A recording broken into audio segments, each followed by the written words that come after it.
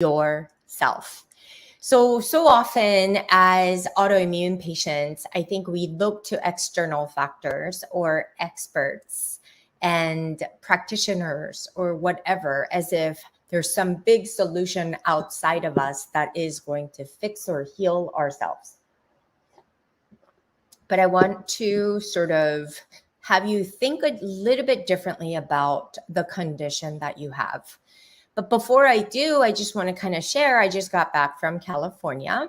It was a very much a learning experience, but it was a very in-depth training all about really the inner journey to understanding in depth of who you are, to really serve as the foundation of anything you build. In my case, it was my business. So it was a business mastery, sort of a coaching type of a transformative week that I spent with a bunch of really spirit and soul-centered entrepreneurs from all over the world. And it was the most humbling experience, not because of all the people that were there, but I was able to really not make it be about everybody else, but really step into really learning who I was from the inside out.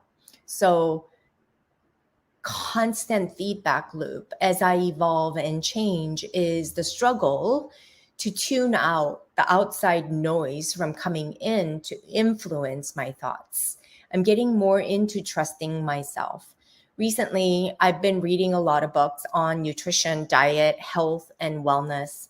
And there's definitely different theoretical forms that come together to really dictate sort of the new dogma, if you will. And I met somebody who is a health coach at this event, and she was so focused on the keto, but really it was more paleo. But she was like, no, paleo is no go.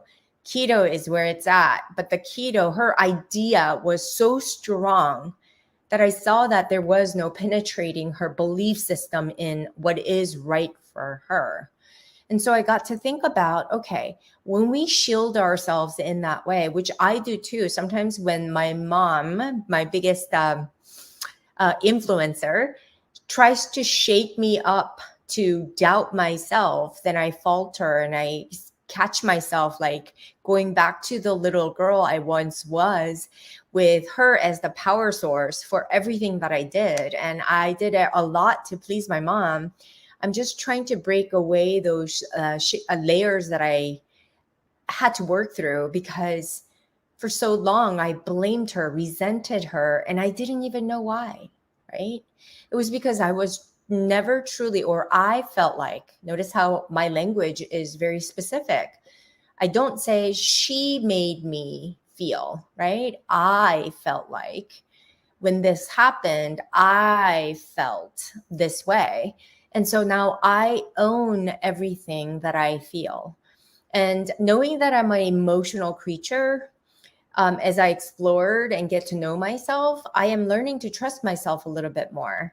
And it's a daunting process to really trust somebody who you've sort of like tossed out in lieu of everybody else's ideologies. And you're so full of everybody else's ideology, so much so that you have learned so well, eloquently for me, to silence my own inner voice and intuition. So today's topic in this blog post or the episode for our podcast is all about trusting yourself. How do you exactly trust yourself? Well, the reason why I picked this topic is that too often I find many of my autoimmune patients place themselves at the mercy of external things like the diets, taking the supplements, treatments, etc., to help them recover from their illness. But upon deeper dive, I find that they don't really consider what true health means for them. They have an idea what the standard is by the world around them, but they don't really truly know what it looks like or feels like for them. They say they want to reverse, heal, or be cured of autoimmunity, but they realize that they have never really felt whole and healthy in the first place. So going back to be cured only to be at square one seems like something that is not so ideal, right? So for me, after 21 years as an autoimmune patient, I believe autoimmunity is not a disease. It's really a symptom of a deeper problem that are not commonly addressed. And doctors and experts are busy with all the things, right? All the things that they can do for us, but it's only the tip of the iceberg.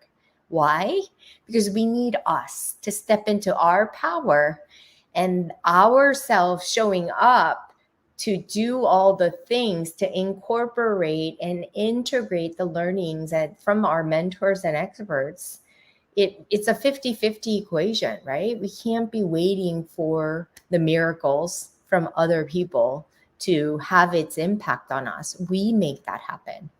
We need to address the depths of the person who has the symptoms, which is you, that is perpetuating the disease. So I'm asking you to please try to step into your power and own what you're doing. Just like I said with my mom, it's no longer my mom made me feel this way. Well, she can't make me feel anyway. She can't make me do anything without my consent. So what I'm learning from my mentors these days is all about whatever I'm in alignment with, I'm in agreement with. I'm allowing that. So what does that say about me? Because we're so busy blaming everybody else. We try a program and sometimes it didn't work. We blame the program. We try another program and sometimes it didn't work. We blame the program. And so on, right? But rather than thinking of how to be free from the disease, how about if we ask ourselves the most powerful question? We ask why we have the autoimmune symptoms in the first place and don't own your identity as an autoimmune patient per se, but ask why the symptoms and think about the lessons you can learn from having these symptoms. Because at the end of the day, I truly know that you are the solution to your own problems. And self-empowerment is where the answer lies. And it's time you find the inner power to shift your body, mind, and soul, right? Because for so long, I myself have been searching for the one thing that would shift my health and my life. And I needed to be scientific, evidence-based. I needed things to be tangible, as if something was wrong with me. There was nothing wrong with me. It's just that I wasn't really trusting myself and my own inner guidance system. I chose to silence it for so long that I was living in malalignment. It was causing me to be sick. And since the diagnosis of lupus 21 years ago, I believe I've been living in fear without really understanding myself or even the diagnoses and its impact in my life. I feel I'm uniquely qualified to discuss the potential perils of living with autoimmunity simply because I've been through the worst downside of the disease. From alopecia, fatigue, rash, weight loss, to weight gain, to nephritis, to debilitating pain, anemia, and food sensitivities, and a lot of gut issues, my autoimmune disease has left me with a wide array of experiences. And I also experienced firsthand the conventional medical system and realized it's just not a long-term solution for me. Would I want this for anyone who I cared about? Absolutely not. Was it easy? Absolutely not. They were the hardest times of my life, but the true lesson, when I looked for the lesson, it was trying to teach me was that really control is an illusion. I'm a control freak. I'm really declaring that I'm a control freak. You see, from being separated at an early age with my patients or my parents back when I was 7 to 80 years old, I have recently uncovered my fear of abandonment. I'm not the typical needy type of person, but I preoccupy myself with productive endeavors and perfectionism to benefit the other person so that I never have to show you my weakness. And that hopefully that you see my self-worth as something that's external to me. As long as I can play and act and I look the part, I'm good. As long as you don't know I'm a hot mess on the inside, I'm good. Those were the things that were really breaking down on the inside. And I also know and realize that I have patterns that I live in my relationships with other people, right? I refrain from showing my weakness. And a lot of the times it has a lot of emotional component to it. In my mind, the weakness is demonstrated by overwhelming emotions that I was taught not to feel because they are simply a waste of time. Growing up, that's what happened. I didn't have time to cry. I didn't have time to indulge in my emotions. That was frowned upon by my dad. And it was like, big girl up and go forward, right? Do the next best thing because that's all we had time to do.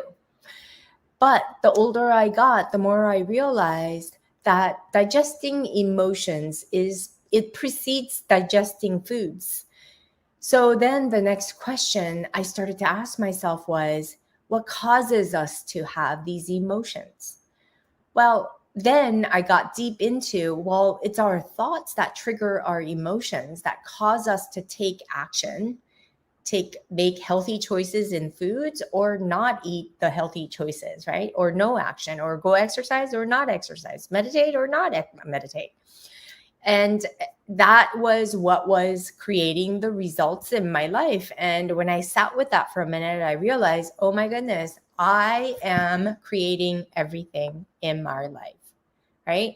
So if you've been like me, chances are you are searching for answers to your problems in all the wrong places, you've come to the right place. I want you to be equipped with not just the intelligent knowledge, but also rely on your inner knowing, the gut instinct and intuition that we've been taught to completely ignore to guide your choices. And that's why I created the Alkaline Methodology for autoimmunity. We have to do the deep foundational work first and focus on the person with autoimmune condition because you're not the problem.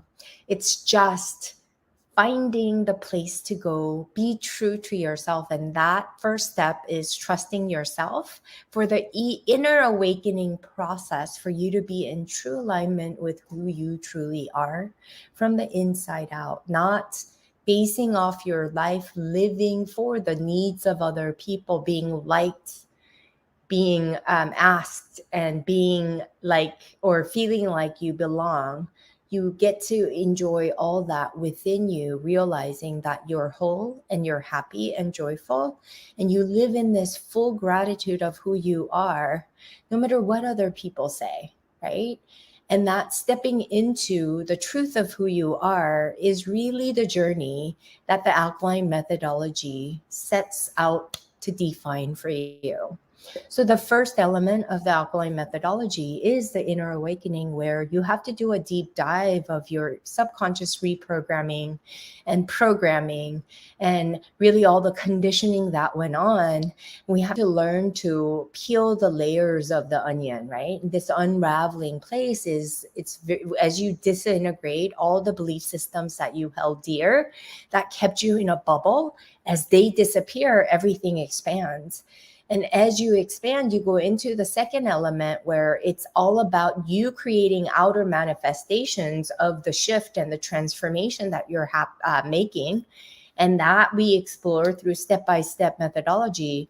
And then once you have the foundational principles down and you're at the fundamentally yourself and feel like you've transformed in that way, although it's an evolving process, then we can apply the modern medicine piece of the puzzle, the holistic medicine, the alternative medicine, all the dietary interventions. That can be amplified because now we have you to meet with the expectations and blend with who you truly are with the modern medicine piece to make it really impactful as we dive into the ancient wisdom element of the Alkaline Methodology, the final step, which is all about practicing yoga. It's meditation with movement, right?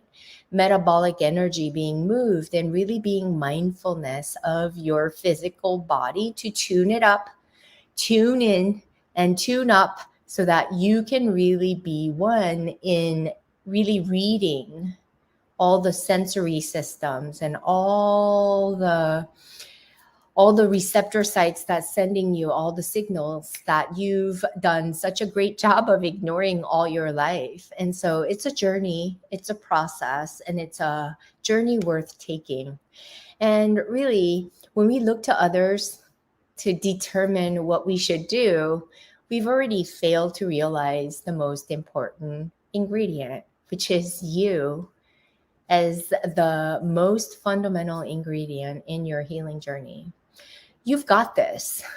You're whole and you're worthy and you are so lovable. The work is in you finding yourself so much so that you come home to where you need to be and live out your true, authentic life that you were meant to live. And it's not one of sickness, limitations, and all the things. It's for you to expand, and it's for you to contribute to the world. So I welcome you on this journey as you sort of explore different elements of the alkaline methodology, as well as all the psychoneuro-immunological impacts that our thoughts, feelings, and our actions have to manifest, and really understanding that our mind is something that's subject to our physicality. And the work is all about you gaining clarity in who you are. We have to set the foundation. Otherwise, you'll always be a ship without a rudder, going here nor there, but never getting to the place you need to go. And that's not what I want for you. And I would love to work with you. So I would love for you to join me in our self-healing journey, or self-empowered healers. It's a Facebook group that I created for like-minded individuals. We're very selective in the energy in the group.